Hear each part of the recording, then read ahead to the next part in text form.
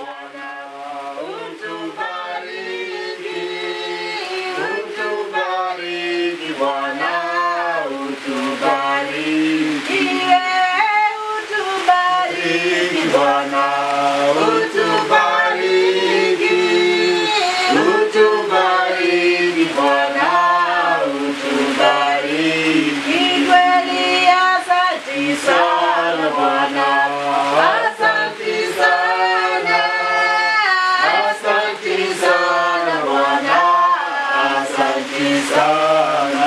Yesu tembea nasi Bwana, tembea nasi, tembea nasi Bwana, tembea nasi. Yesu tupe Roho wako, utupe Roho, utupe Roho wako, utupe Roho. Asante sana Bwana, asante sana, asante sana Bwana, asante sana. Donyoke Mwadhani, donyoke, donyoke Mwadhani, donyoke, donyoke Mwadhani, donyoke.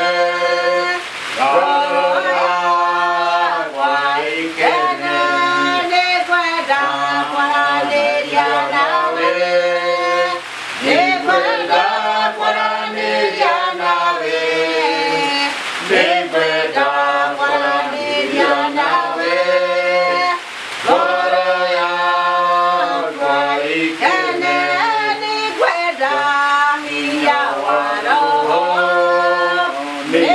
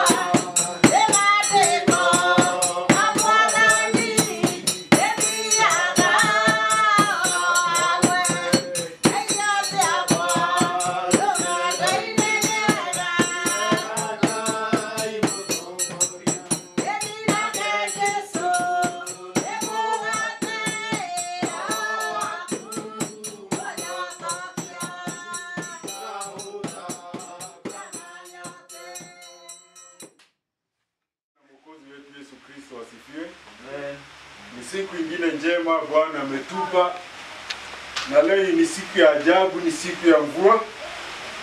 Na leo nikakuwa na wazo wakati niliona mvua inanyesha, kwa sababu si ni siku ya Mungu.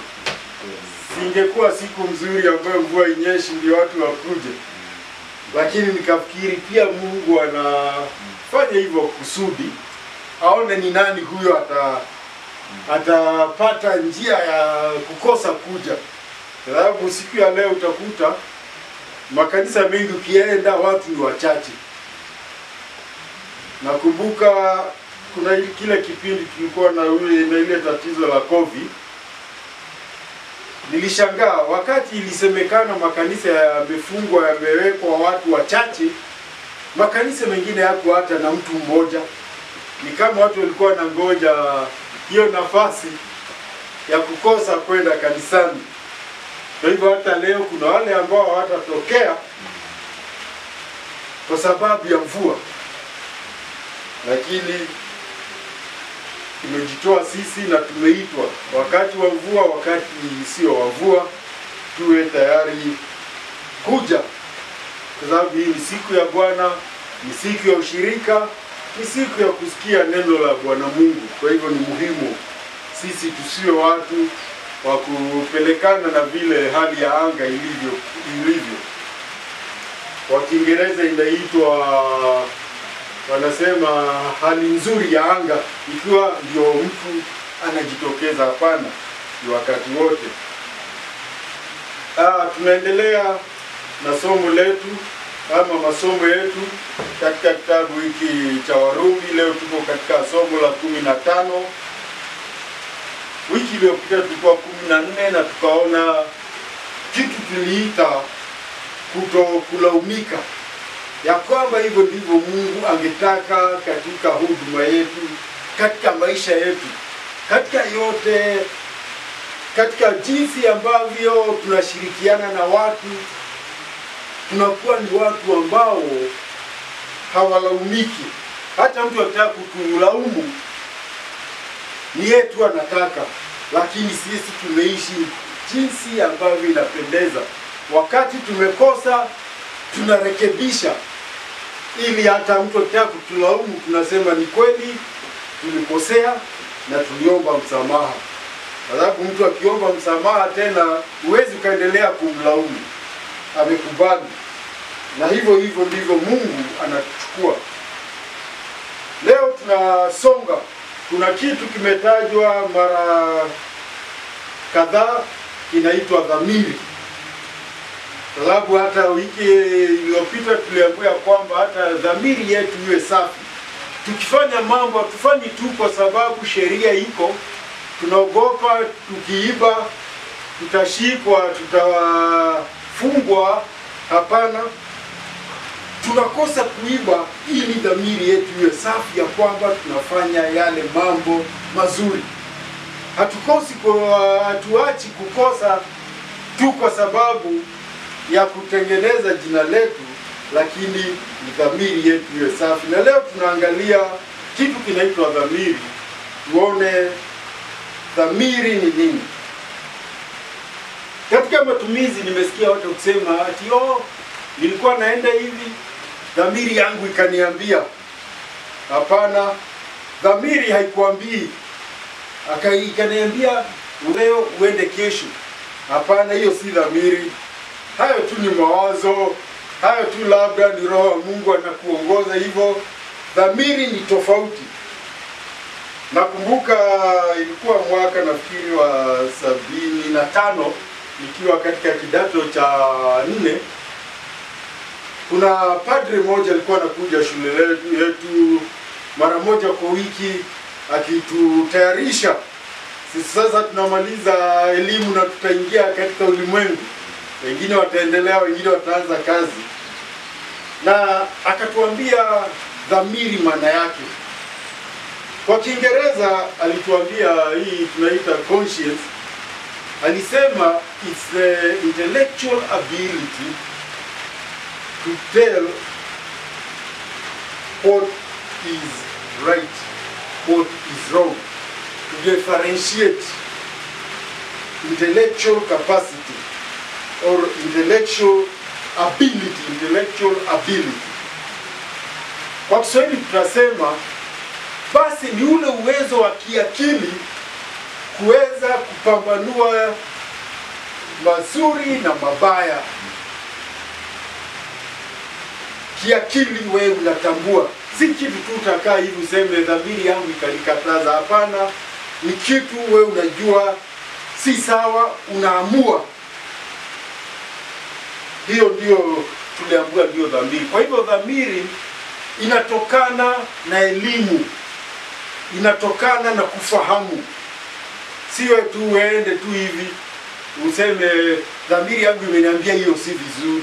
Hapana, ni kitu umeamua kwa sababu umeelimika fulani, kwa njia fulani umepata ufahamu fulani. Na kama sisi wa Kristo tunaambiwa kwamba dhamiri yetu inasafishwa kila wakati na neno la Mungu, inasafishwa kila wakati tunapojitoa kwa Mungu.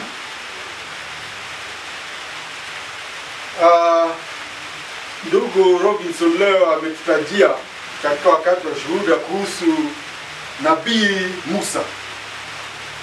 Nabii Musa tunaambiwa alikufa akiwa miaka 120. Na akifa na yetu, wakati tulikuwa pia na mazungumzo, tukaona naye Daudi alikufa akiwa na miaka 60. Lakini tunashangaa mbona huyu na alimpendeza Mungu miaka 60, huyu alimpendeza Mungu miaka 120.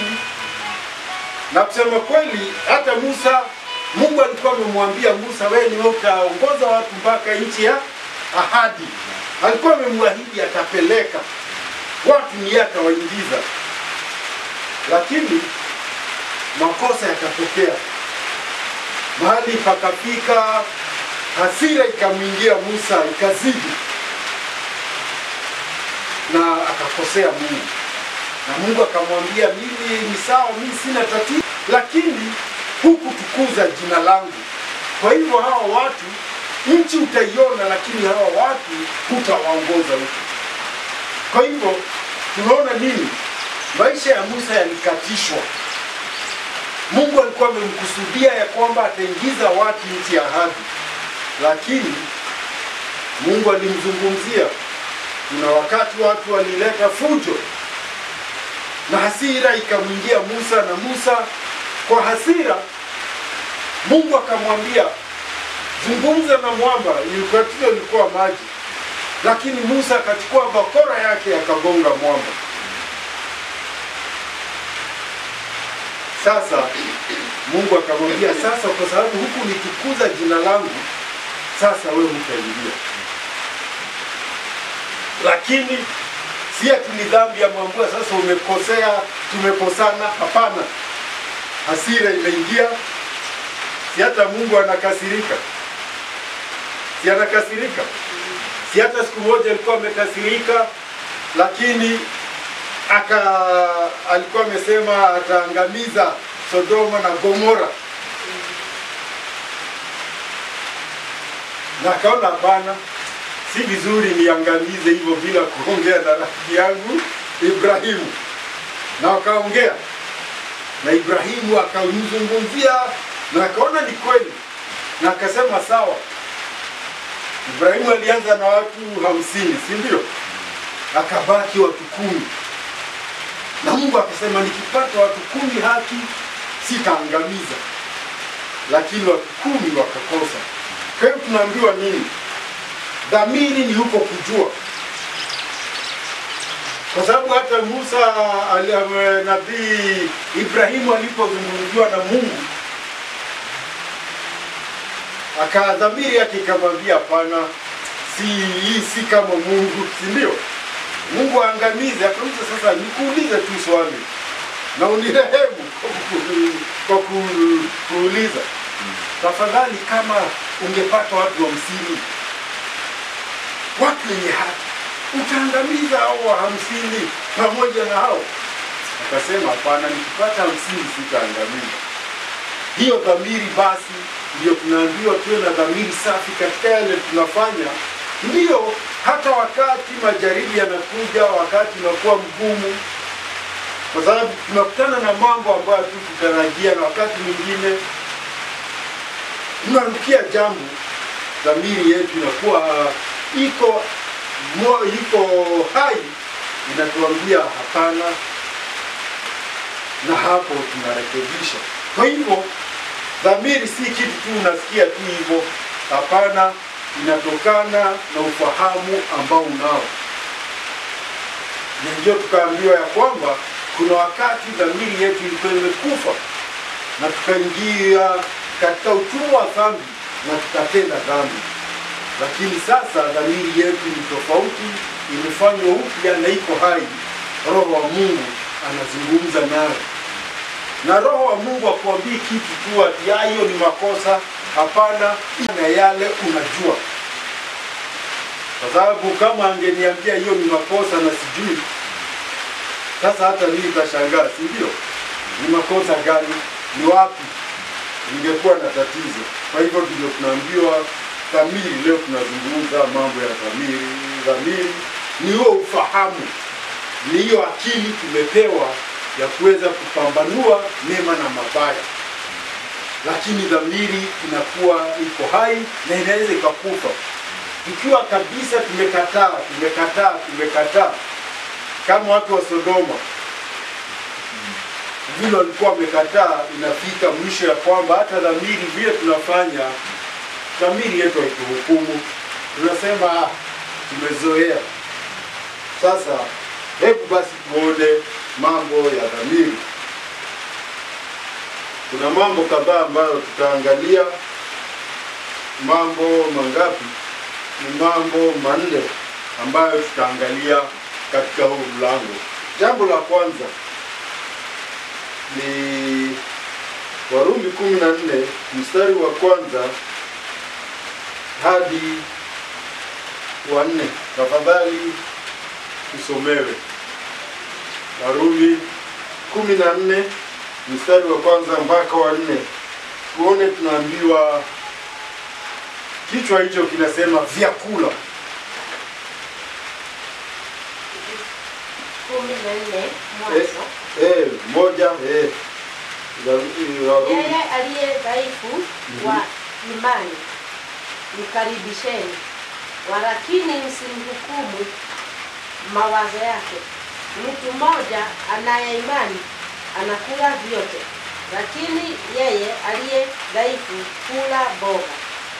Yeye alaye asimdharau huyo asiyekula, wala yeye asiyekula asimhukumu huyo alaye, kwa maana Mungu amemkubali.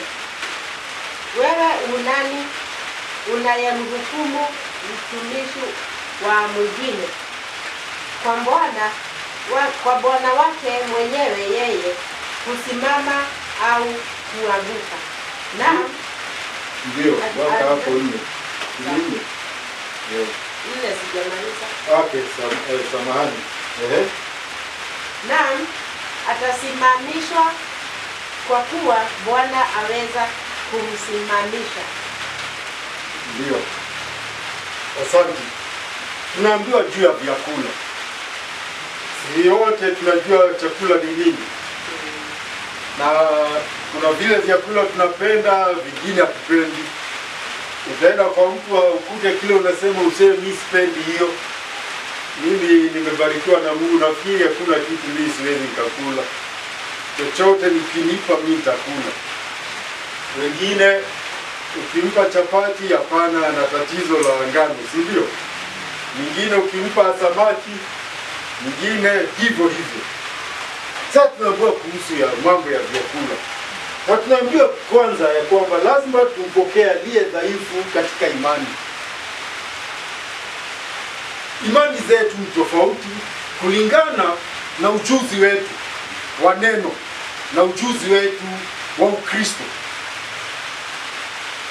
Mtu ambaye ameokoka na ameendelea kujifundisha mambo anakuwa na elimu, si ndio? na anakuwa na elimu ya juu kuliko ule hajajifundisha, hajachukua wakati kukaa chini kufundishwa. Na ndio sababu tukisoma katika kitabu cha Waebrania tunaambiwa kuna watu walikuwa wanakuja ushirika, lakini sasa hawakuja. Wakaambiwa tu wale warudi kwa ushirika, kwa sababu katika ushirika tunapokutana, tunapokuwa na ushuhuda, tunapokuwa na mafundisho, hata tunakuwa na nafasi ya kuuliza maswali. Lakini bado ukiende uwezi ukasikia vile mhubiri anahubiri, muulize hapo mhubiri una maana. Sitaambiwa sio wakati huo. Huo wakati ni tofauti, ni wa kusikiliza. Sasa tunaambiwa hivi, kwa sababu ya elimu tofauti, kuna yule ambaye bado ni dhaifu katika imani, hajui mambo mengi. Na tunaambiwa huyo basi tumpokee katika udhaifu wake, na tusiwe ya kwamba tunashindana na yeye, kwa sababu imani yake bado iko chini, bado haelewi mambo vizuri. Na tunaambiwa kuna mambo ambayo yenye shaka, mambo ambayo watu yameelewa tofauti. Basi mtu kama huyo achana naye. Tunaambiwa kwamba basi kuna mmoja ambaye anaamini kwa sababu ya imani yake na kusoma maandiko ya kwamba anaweza kula kitu chochote. Sasa yeye anakula. Lakini mwingine imani yake iko chini. Yeye anaona mimi nitakula mboga peke yake. Tunaambiwa isiwe ni jambo la sisi kushindana. Tumwambia wewe kula, vyakula vyote viko sawa. Hapana. Hata siku ya leo utakuta kuna Wakristo wengine imani yao haiwaruhusu kula vyakula fulani. Nakumbuka tulipokuwa katika chuo cha Biblia, kulikuwa na hili swali la hii mnaita nini? Sijui inaitwa hiyo kwa Kiswahili motura motura kwa Kiswahili watu wanajua. Ni huu nyama ambayo imewekwa kwenye utumbo inawekwa hivyo alafu watu wanakula. Mtu mmoja anaipenda sana. Alikuwa anauliza saa yote, lakini mbona? Na tukazungumza. Ukweli wa mambo ni kwamba mutura haijakatazwa. Kile kimekatazwa ni mutura vile walikuwa wanatengeneza, kama upande wa Kristo walikuwa wanatengeneza na damu. Mambo ya damu hiyo imekatazwa. Kwa hivyo, lakini mmoja anasema mutura, hapana, si mutura, damu. Na mimi kuna wakati sikuwa naelewa hivyo. Mimi niliamini unakula vitu vyote. Mpaka niliposomewa maandiko. Na yako katika nafikiri mlango wa 9 kitabu cha Matendo ya Mitume. Hilo jambo lilikuja na kaambiwa hapana, damu tuache. Vyakula ambavyo vimetolewa miungu, hiyo tusijishirikishe. Sasa mtu ambaye ana imani, ameelewa chakula ambacho kimetolewa sanamu, wewe utakula. Kwa sababu unajua sanamu ni bure, si ndio? Kwa hivyo hata kama inasemekana imetolewa, wewe unajua hakuna kitu kama sanamu, hakuna Mungu kama sanamu. Lakini tunaambiwa wewe ukiwa na imani, mwingine akwambie hiyo chakula ilifanyiwa ibada ya sanamu, wewe unaweza ukakula, si ndio? Lakini hutakula kwa sababu ya huyo ambaye unamkwaza. Atakwazika yeye sababu hajaelewa mambo ya sanamu ni nini.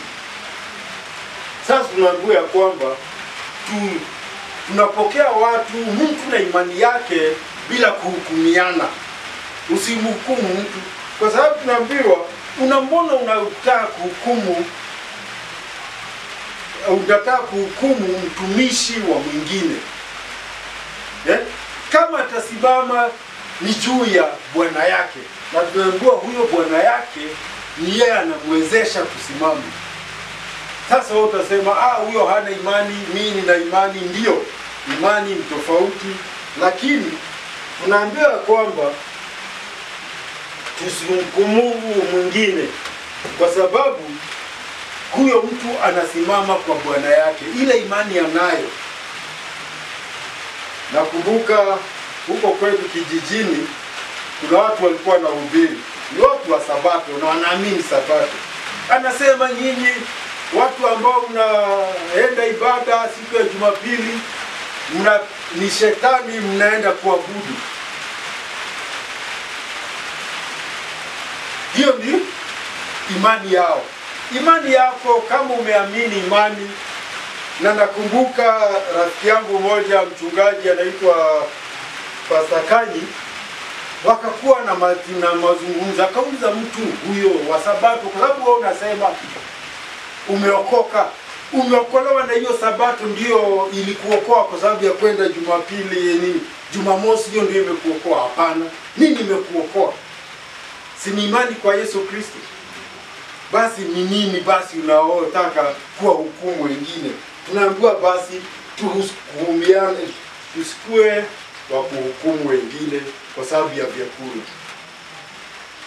Vyakula sivyo ambavyo vinatutakasa. Hapana, tumetakaswa na damu ya Yesu. Funzo liko katika Mathayo 15:11.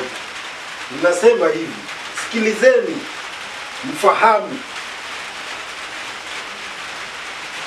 sicho kiingiacho kinywani kimtiacho mtu unajisi, bali kitokacho kinywani ndicho kimtiacho mtu unajisi. Ya kwamba si ile chakula unakula ambayo itafanya uwe najisi, uchafuke, uwe upendezi Mungu. Lakini kile unameza hicho, hapana, ni kile ambacho kinatoka katika kinywa chako. Sasa tunaambiwa nini basi? Chakula ni chakula. Si hata wakati mwingine Mwokozi Yesu hapo alisema ya kwamba ukila chakula baadaye si unakitoa. Sasa kitakuwaje tena kimekuacha ukiwa najisi? Tujue ya kwamba mtu uchafu wake ama anachafuka kutokana na yale yako ndani ya moyo wake, yale anazungumza, yale anafanya. Lakini chakula, huwezi ukasema umekula hii chakula ati ndio imekufanya uwe najisi. Kwa sababu tumbo hata inajua ladha ya chakula. Wadana, ladha ya chakula tumbo inajua? Haijui. Chakula tu iko hapa kwa mdomo, si ndio? Kwa hivyo tujue chakula si kitu cha kuhukumiana. Lakini kama kuna chakula kimekatazwa, kama tumeambiwa mambo ya damu, hiyo walikatazwa, wakaambiwa damu, hapana, usikule damu. Hiyo tuache. Lakini vyakula hivi vingine, wengine wanasema mimi sikulagi hii, sijui nini. Musa alisema hapana. Katika Agano Jipya vyakula vyote viko huru. Si hivyo ndivyo nani aliambiwa Mtume Petro?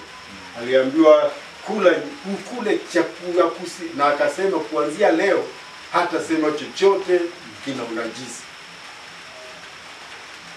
Hiyo ndilo funzo. Hebu tusomee mstari wa 5 na 7. Ni katika tu hiyo mambo ya kuhukumiana.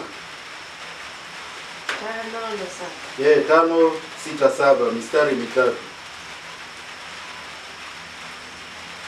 Mtu mmoja afanya tofauti kati ya siku na siku. Mwingine aona siku zote kuwa sawa sawa. Kila mtu na adhibitike katika akili zake mwenyewe. Yeye ashimishaye siku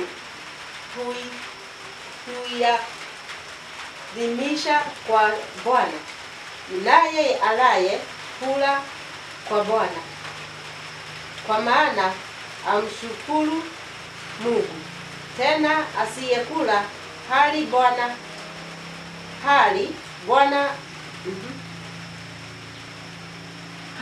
kwa Bwana, naye pia amshukuru Mungu, kwa sababu hakuna mtu miongoni mwenu aishie kwa nafsi yake, wala hakuna afanyaye kwa nafsi yake. 7 imeisha. Sasa tunaambiwa kuhusu siku. Watu wanahukumiana. Maandiko yanasema siku ya Sabato ndiyo siku, si ndio? Sabato, na tukiangalia maandiko vizuri, maneno ya Yesu Kristo mwenyewe alisema Musa na manabii ama Torati na manabii yake likamilika ama yalitimilika katika Yohana Mbatizaji. Baada ya Yohana Mbatizaji, uhuru kaingia, kwa sababu Yesu Kristo sasa amekuja na kusema huu ndio ufalme wa Mungu, nimekuja kuutangaza. Sasa siku hiyo ya Sabato, basi unaambiwa, mwingine anasema mimi siku yangu ni Jumatano, hiyo ndio siku yangu ambayo mimi nitakuwa naabudu. Mwingine anasema Alhamisi. Tunaambiwa mradi wewe ni Mungu umetengea hiyo siku, hiyo kwako kwa Mungu haina tofauti. Ama tunasema Mungu wetu ni Mungu wa siku ya saba. Si tunaambiwa alipumzika. Alipumzika kwa sababu ya kuchoka. Hapana, si kuchoka. Na ndio sababu hata Yesu Kristo tunaambiwa hata alipokuwa na huduma, alikuwa na hudumu. Siku ya Ijumaa inafika, siku Sabato alikuwa anajua ikifika thenashara sasa ni Sabato. Yeye anaendelea mpaka usiku. Kwa nini? Yesu kweli alidharau Sabato? Hapana, yeye alikuja na akasema ya kwamba Mwana wa Adamu yuko juu, ni Bwana wa Sabato. Yeye hafungwi na Sabato vile Sabato watu walikuwa wanaitumia kufunga watu. Hapana. Sababu tukisoma Marko 2:27, Yesu Kristo mwenyewe tena anasema, akawaambia, Sabato ilifanyika kwa ajili ya mwanadamu, si mwanadamu kwa ajili ya Sabato. Mwanadamu hakuumbiwa Sabato. Hapana, lakini Sabato iliambiwa. Na tukiangalia katika kitabu cha Mwanzo, ilipowekwa siku ya saba, tunaambia kwamba Bwana Mungu alipumzika kutokana na kazi zake alizofanya siku 6. Sasa alipofanya akasema hii siku ya Sabato ile siku ya mwanadamu kufanya nini? Kupumzika. Na akasema hiyo siku ni siku tukufu, siku ya saba. Sasa kama ndio siku tukufu, siku ya saba, kwa nini mwanadamu afanye nini? Apumzike. Akaambiwa hata kama uko na mtumishi wako, siku ya saba anapumzika. Ni wakati watu wapate starehe, watu wapumzike. Na ikakuwa hivyo. Lakini haifungi mtu. Yesu Kristo hakufungwa. Si hata siku ya Sabato alikuwa anahudumia watu ambao alikutana nao. Hata siku moja alikuwa kwenye hekalu, akatokea bwana moja, alikuwa mkono umepooza, si ndio?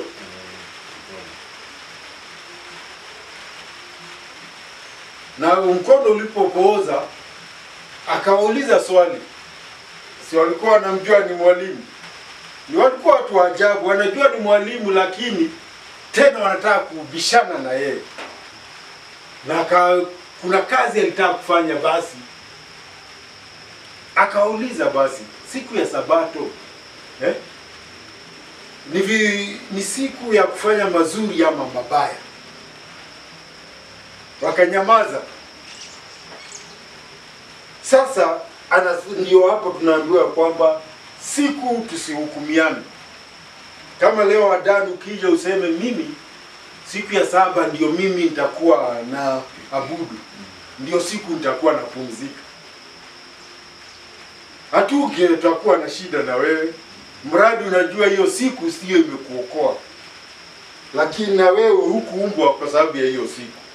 Na hivyo ndivyo Yesu Kristo anafundisha.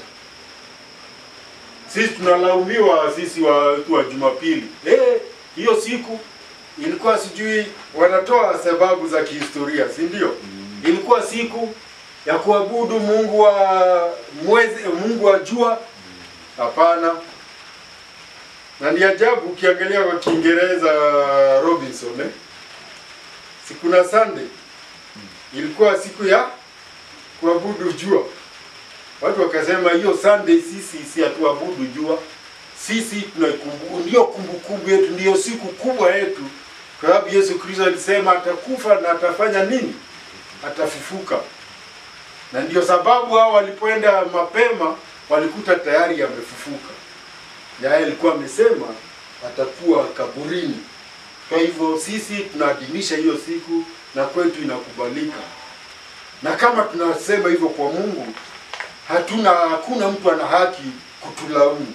Akitaka kutulaumu ni shauri yake, si shauri ya Mungu. Mungu yeye amesema Sabato iliundwa kwa sababu ya mwanadamu, haikuumbwa si mwanadamu aliumbwa ati ndio afungwe na Sabato. Sasa tumeona mambo ya kujali, tujaliane, hiyo ndio tunafundishwa. Katika vyakula tujaliane na tusiwekelee watu mizigo, tusibague watu. Na pia katika siku, mradi mtu anasema yeye anamwamini Yesu Kristo, yeye ni mwongofu, yeye ni ndugu, siku sio inatufanya tuwe waongofu. Jambo la pili ni 7 mpaka 13, kitu kinaitwa uzima. Tutomee 7, 8, 9. Mistari mitatu tu tafadhali. 7, 8 na 9. Uzima, tuone tunaambiwa nini kuhusu uzima. Kwa sababu hakuna mtu miongoni mwenu aishie kwa nafsi yake, wala Bwana umesema hapo 7. 7, 8, 9 Na 7 tulikuwa tumesoma. Leo lienda mbele. Tuende 8. 7 anza tu 7. Sawa. 7 tulikuwa tumesoma. Sasa ni 8. 8, 9. Kwa maana kama twaishi kwa Bwana, au kama tukifa twafa kwa Bwana. Basi kama tukiishi au kama tukifa au mali ya Bwana, tumali ya Bwana. Maana Kristo alikufa akawa hai tena, kwa sababu hii awamiliki waliokufa na walio hai pia. 10. Hebu soma 10. Lakini wewe, je, mbona wamhukumu ndugu yako? Au wewe, je, mbona wamdharau ndugu yako? Kwa maana sisi zote tutasimama mbele ya kiti cha hukumu cha Mungu. Ndio tunaambiwa kuhusu uzima, na katika uzima tunaambiwa ya kwamba hakuna anayeishi ama kufa kwa niaba yake ama kwa sababu yake mwenyewe. Yaani tunaambiwa nini? Kufa na kuishi, tunajua tunaishi, si ndio? Lakini si mimi niseme kama sasa siwe nikasema unajua mimi nitaishi mpaka miaka 200. Si ndio? Watu wakinikisema hiyo watu watasema wewe unaongea upuzi. Kwa sababu kufa wewe hujui, sijui nitakufa lini. Hata miaka ile nitaishi, sijui nitaishi miaka ngapi. Ni kama hivyo nilikuwa nimetaja vile tulikuwa tunazungumza. Daudi si alimpendeza Mungu sana. Na Mungu akasema huyu mtu anafurahisha, anapendeza moyo wangu. Lakini Daudi akifika miaka 60 alikuwa hata mwili hauna joto, hata hana nguvu. Katika ujana wake, na alikuwa ni mwanajeshi hodari, si ndio? Alikuwa hana uoga. Lakini akifika miaka 60 akakuwa sasa amekuwa hafifu, hana nguvu. Tukaambiwa kwa hata akiwekelewa blanketi ngapi, mwili hauna joto. Kwa nini? Tutasema kwa sababu Mungu aliona ni sawa hivyo. Tunamwona Musa akifika miaka 120, ati nguvu zake ni zile zile za miaka 40 alipoitwa. Sasa wewe fikiri, miaka 40, nguvu za miaka 40 ndizo mtu yuko nazo akiwa miaka 120. Tunaambiwa nini hivyo? Ya kwamba kuishi kwetu sio sisi, kufa kwetu sio sisi. Sisi ni mali ya Mungu. Na kama sisi ni mali ya Mungu, basi ndio tunaambiwa ya kwamba mbona mimi nisimame nianze kukuhukumu wewe? Ati wewe ufanye hivi, unapaswa kufanya hivi, unakosea hapa. Hapana.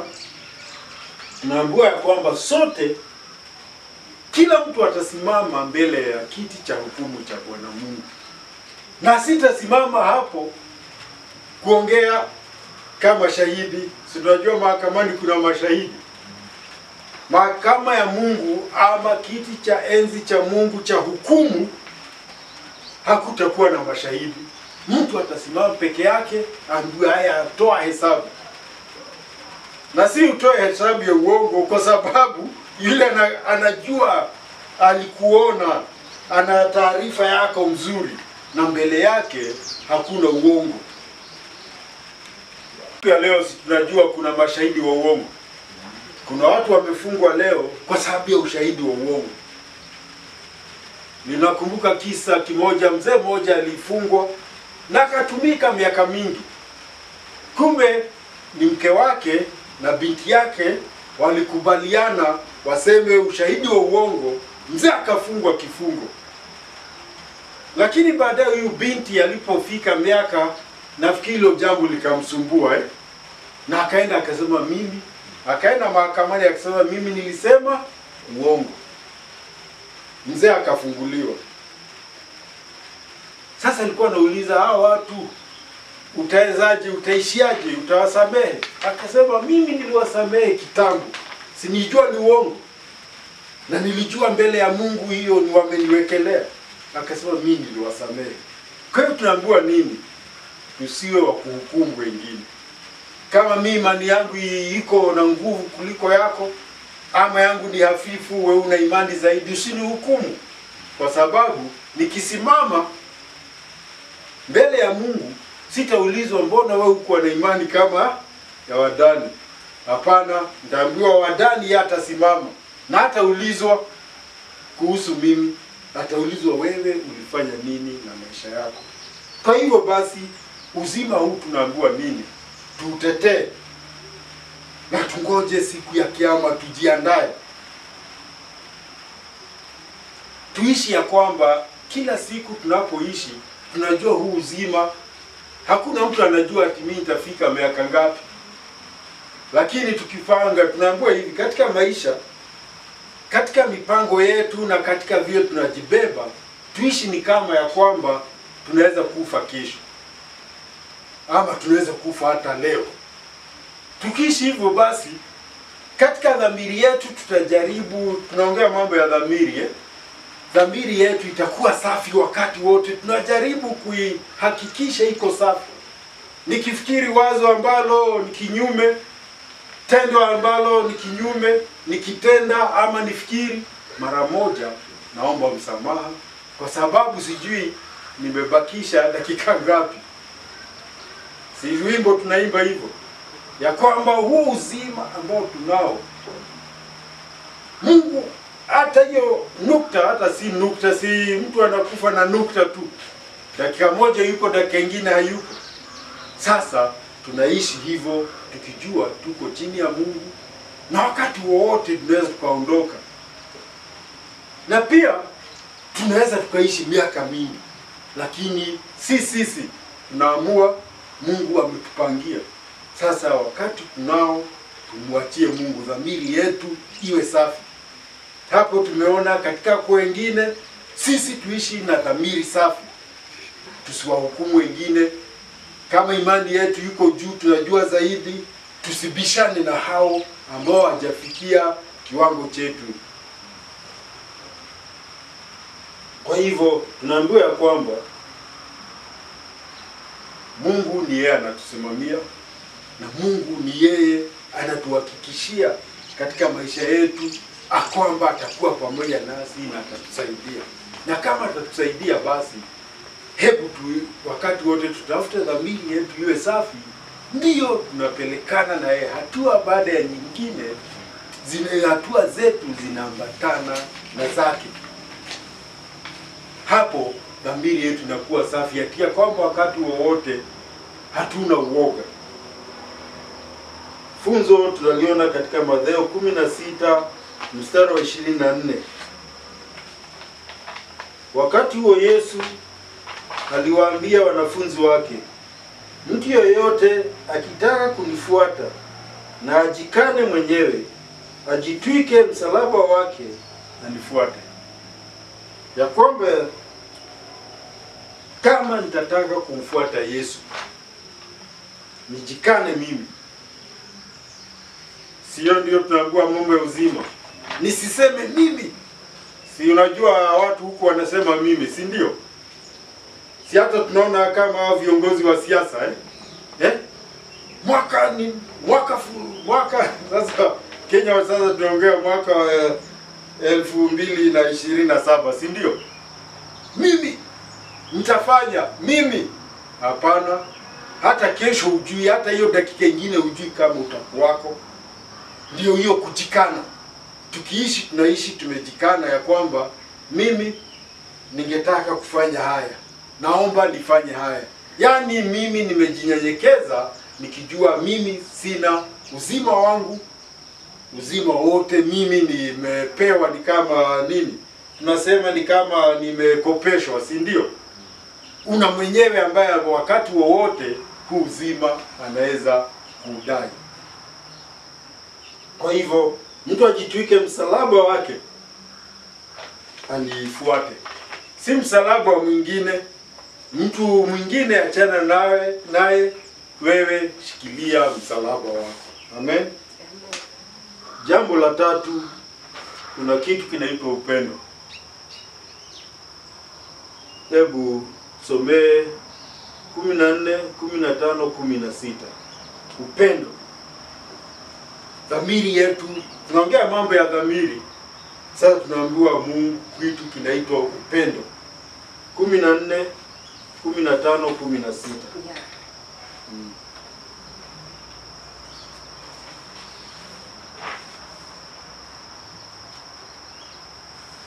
14. Najua tena nimehakikishwa sana katika Bwana Yesu ya kuwa hakuna kitu kilicho na jinsi kwa asili yake, lakini kwake yeye akionaye kitu kuwa na jinsi, kwake huyo kitu kile ni najisi. Na ndugu yako akiingia huzuni kwa sababu ya chakula, ameacha kwenda katika upendo. Kwa chakula chako usimharibu mtu yule ambaye Kristo alikufa kwa ajili yake. 16. Basi huo wema wenu usitajwe kwa ubaya. 17. Namna ufalme maana ufalme wa Mungu si kula wala kunywa, bali ni haki na amani na furaha katika Roho Mtakatifu. Ndio, sasa tunaambiwa kuhusu upendo. Ya kwamba tumeitwa pamoja. Na tunaambiwa ya kwamba kama tumeitwa pamoja na mambo sasa ya vyakula, na sio tu vyakula, ni mambo ambayo tunafanya na wengine tunafanya na inawakwaza. Si tumeongea mambo ya chakula. Sasa tunaambiwa kwamba hakuna kitu chochote kina ni dhambi katika asili yake ama ni najisi. Chochote ambacho tunaona. Si tunaona kama kitu kama pombe.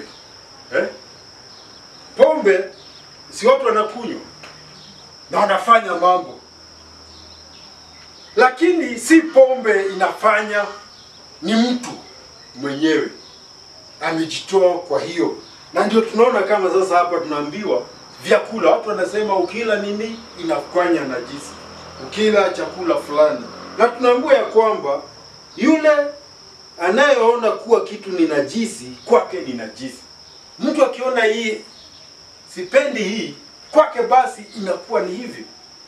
Hii inachukiza, kwake basi inakuwa ni chukizo na inakuwa haikubaliki. Lakini tunaambiwa ya kwamba basi muamini mwenza akihuzunishwa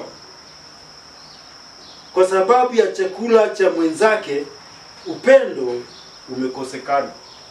Basi mimi nikiona wewe unapenda chakula fulani na mimi siipendi na inanihuzunisha, ina maana upendo hakuna. Tunaambiwa tuwe na upendo,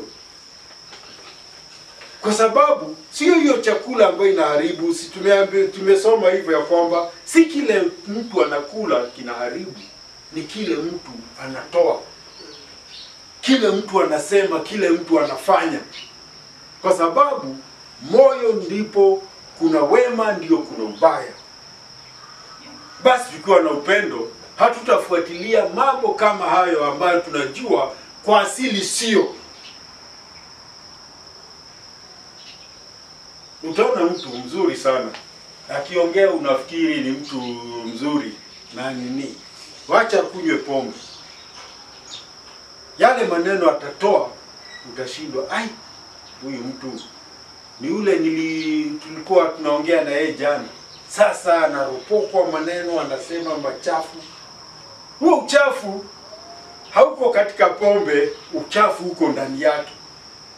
Pombe tu ni kufungua, inafungua. Na ndio tunaambiwa wewe ukijua kitu ni najisi kwako, kwako ni najisi. Mwingine ataona si najisi, lakini mimi nisifuatilie mtu kwa kile anafanya ambacho mimi sipendi. Hiyo ndio tunaambiwa ya kwamba basi mtahuzunishwa na wewe na nikuwe sikupendi na kulaumu kwa sababu ya mambo fulani. Lakini mimi yangu yako, lakini yako ndio naona.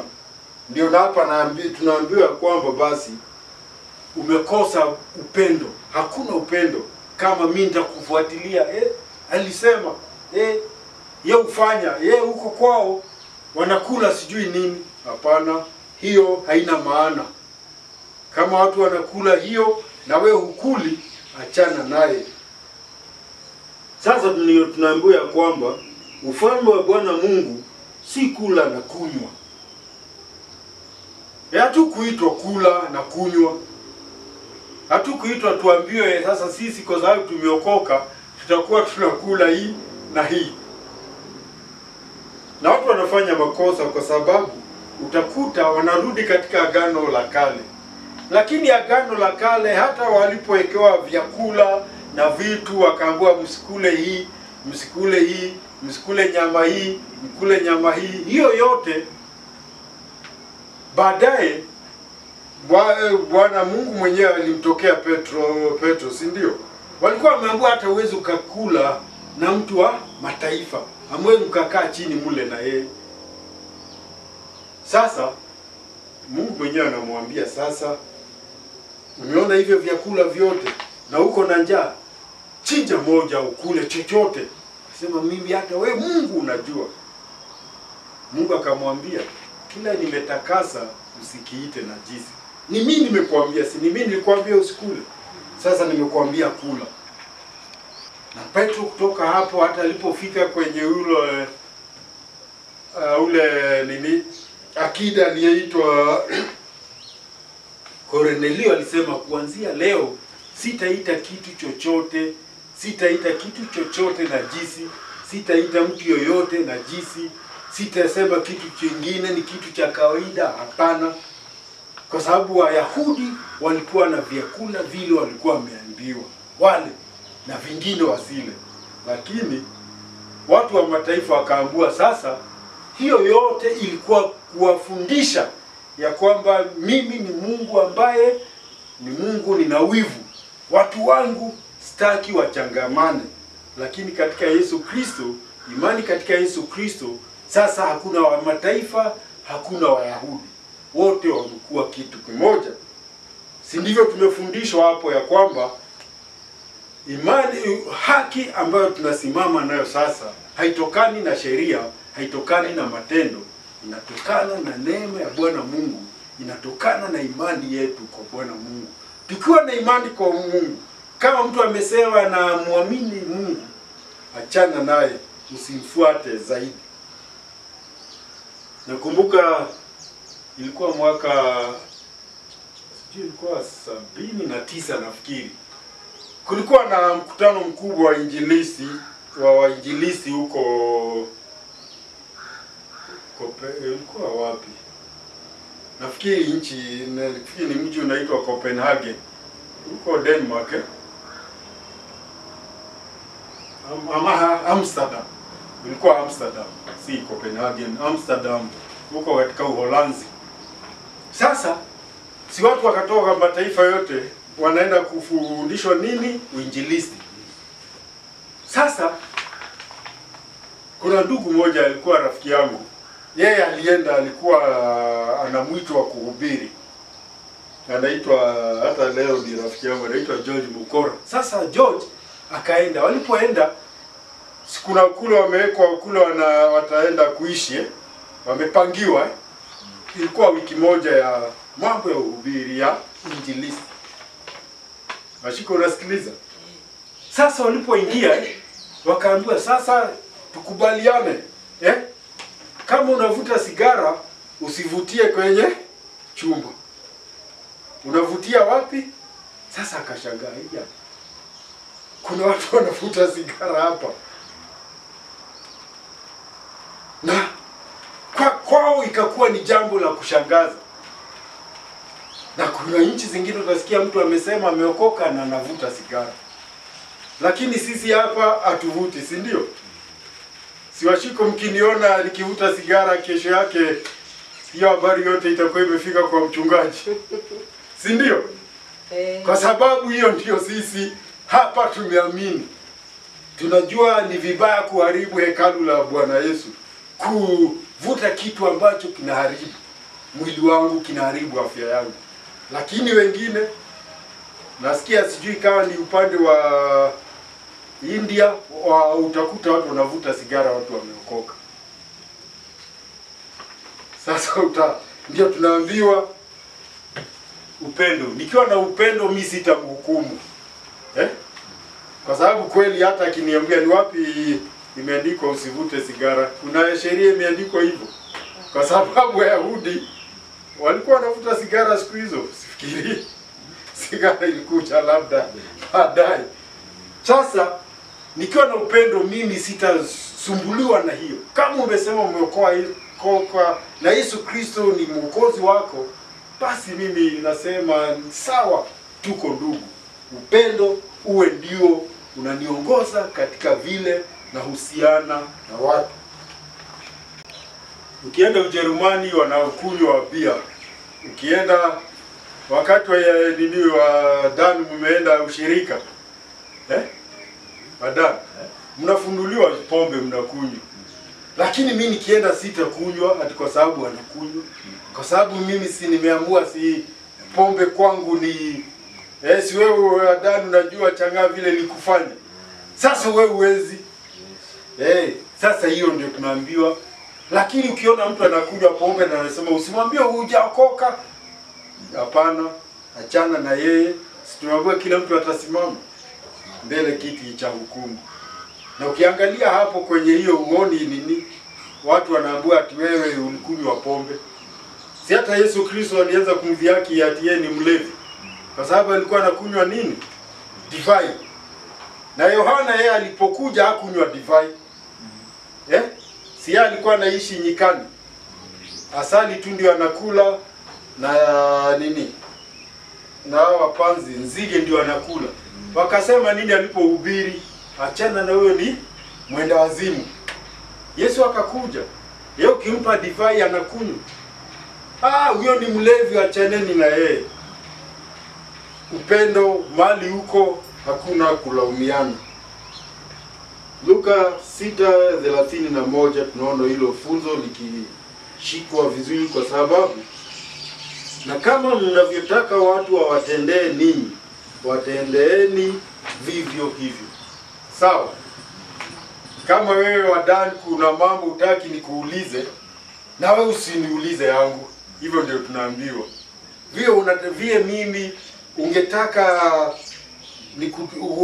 nikutendee, na wewe pia unitendee.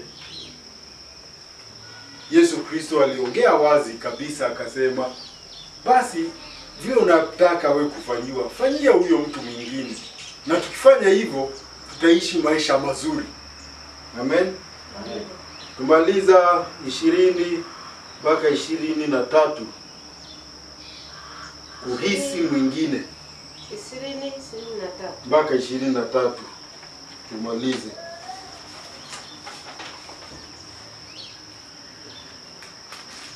Kwa ajili ya chakula usiharibu kazi ya Mungu. Hiyo tulikuwa tumesoma. Ndio, tuendelee. Tuirudie tu. Tuendelee, ni sawa. Kwa ajili ya chakula usiharibu kazi ya Mungu. Kweli vyote ni safi, bali ni vibaya kwa mtu alaye na kujikwaza. Ni vyema kutokula nyama, wala kunywa divai, wala kutenda neno la lote ambalo kwa hilo ndugu yako hukwaza. Ile imani uliyo nayo uwe nayo nafsi mwako mbele za Mungu. Heri mtu yule asiye jihukumu nafsi yake katika neno lile analolikubali, lakini aliye na shaka kama akila amehukumiwa kuwa ana hatia, kwa maana hakula kwa imani, na kila tendo lisilotoka katika imani ni dhambi. Hiyo tunaita kuhisi mwingine ama kumfikiria mwingine. Na ndio tunaambiwa ya kwamba tunapaswa kufuatilia yachangiayo amani na kujenga wengine. Ya kwamba katika uhusiano wangu na wewe, mimi nina jukumu kutafuta tu yale ambayo yatakusaidia, si nikuletea yale ambayo yatakuwa ni kikwazo. Na akasema basi kama ni kula, kama ni kunywa, afadhali niwache kula ama kunywa hicho ambacho kinamkwaza mwingine. Nikijua hicho kinakukwaza, washiko ukija kwangu, hata kama mimi ula nguruwe na wewe ukuli nguruwe, nisikule hiyo nguruwe wakati huko. Hiyo ndio kufikiri huyo mwingine, kumhisi ya kwamba vile yeye anahisi mambo, anachukua mambo, nisikuwe ya kwamba nitakuwa kikwazo. Kwa sababu naweza nikajizuia nyama, niseme kama hiyo nyama hiyo akuli, sasa si mimi sitakula kwa sababu yake. Sitaki kumkwaza, akiniona nikifanya jambo fulani. Kuna mahali tuliambiwa kwamba hatukuitiwa utumwa. Tena tujue hivyo. Tusiruhusu tujiruhusu sisi kuwa watumwa wa watu wengine. Watu wengine wanatukwaza kwa sababu ya maneno yao, kwa sababu ya mafikara yao, kwa sababu ya yale mambo wanafanya ambayo ni yao, si neno. Hatukuitiwa hivyo ya kwamba tufurahishe kila mtu, kwa sababu wanasema tukijitoa kufurahisha kila mtu, baadaye hata sisi wenyewe hatutajifurahisha. Washiko, unakumbuka hadithi ilikuwa ya mzee mmoja alikuwa na punda na kijana wake? Sinakumbuka hiyo hadithi. Kijana wakaenda na mzee. Sasa sijui ni mzee alikuwa juu ya punda kwanza ama walikuwa wawili. Walikuwa wawili juu ya punda, si ndio nafikiri. Kaambia, we, namna gani nyinyi kwani nyinyi watu hamna huruma? Watu wawili mbona mnabebwa na punda mmoja? Kitu kama hicho inaenda hivyo. Kwenda mbele akaambia ya. Si mzee akaambia kijana ashuke. Wakaenda, sasa ni mzee amepewa na punda, kijana anatembea. Wakakutana na wadani. We mzee namna gani? Uonei kijana huruma. Inaposa wewe ungefanya nini? Ungeshuka. Baadaye mzee wakakuwa wawili wamebebwa na punda, si ndio? Sasa wakakutana na Robinson akaambia ya. Nyinyi watu kwani namna gani? Watu wawili mnapenda. Si huo punda muone vile mmemuumiza. Si afadhali nyinyi mngefanya nini? Mngebeba punda. Watu watatuweza, watatusukuma, watupendee. Usikubali mtu akubebeshe punda. Hukuitiwa hivyo. Na watu utakuta wanabebeshwa punda. Na Washiko utakuta hata wahubiri sana wanapenda kubebesha watu punda. Sasa wewe niambie, mtu ambaye akienda mahali anawekewa mashuka chini ya kanyage, ni wapi? Barabara zinasafishwa kwa sababu ya mtu. Ni nini hiyo? Tunaambiwa mjihisi. Jihisi kuhisi mwingine. Hisi huyo. Je, mimi ningependa hivyo niwe kazi yangu ni kufagilia watu barabara? Hapana. Mbona wewe utake hivyo? Nitake mimi kufagiliwa barabara. Nakumbuka siku ya hata kuna mengine mengi sasa mbebesha punda hivyo. Si ndio, kuna mengine mengi. Kuna mengine wakifika kwa kanisa anabadilisha jina, unajua Washiko naitwa mama. Hata wale mimi waliko nini? Wale wazee kuniliko. Wananiita mama. Mama. Mama. Hiyo ni nini? Mama. Yeah. Kwa sababu wewe ni wameniheshimu sana. Hapana. Hiyo heshima hakuna. Kwa sababu si tulisoma wiki iliyopita vile Yesu Kristo mwenyewe alisema, mimi mnaniita Bwana, si ndio? Mnaniita nini? Mwalimu. Na hiyo ni haki. Lakini kama mimi kama mwalimu nimekuja nikawaosha miguu, nawaambia nini? Hata nyinyi mwe mkioshana, si ati mwe mkioshwa miguu. Yeye mwenyewe ambaye angeoshwa miguu ni yeye anaosha. Sasa hiyo ndio tunaambiwa jihisi mwenyewe. Jihisi huyo mwenzako. Kuhisi mwingine. Kama ni chakula, mbona mimi nihisi ya kwamba mimi inastahili tukila chakula yangu iwe na stew ya nyama, nyinyi mkule tu ya kawaida? Kwa nini? Na ni vizuri hivyo na yaona hayo. Haifai. Yesu Kristo kuna mahali tuliona chakula akikula peke yake. So alikuwa anakula chakula kimoja na wanafunzi. Mbona pastor wa leo aseme hapana? Mimi sikulagi chakula haina nyama.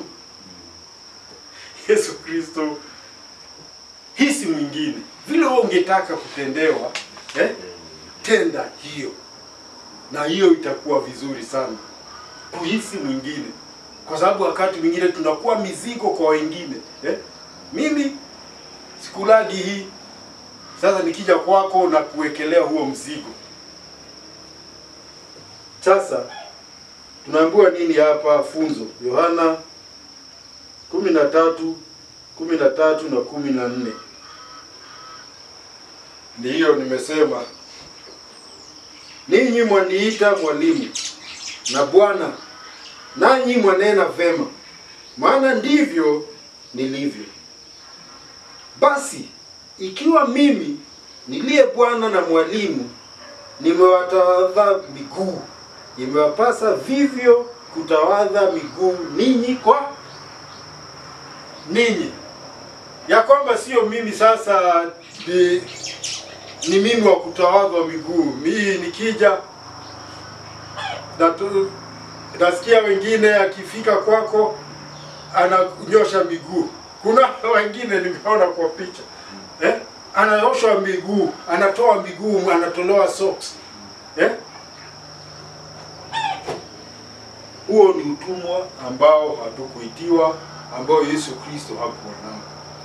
Sisi tunasema mhubiri atiayo ni kuheshimu mafuta. Makuna mafuta.